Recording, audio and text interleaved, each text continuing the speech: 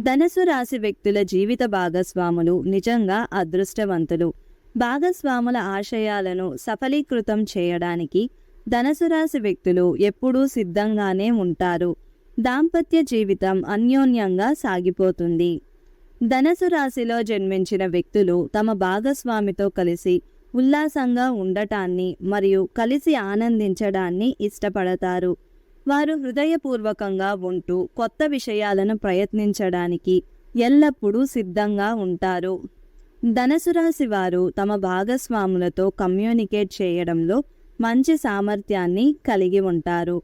ధనుసు రాశి వ్యక్తులు కుటుంబ పెద్దగా ఉన్నప్పటికీ కుటుంబంలోని ఇతరుల వ్యక్తులను నియంత్రించడానికి ప్రయత్నించరు.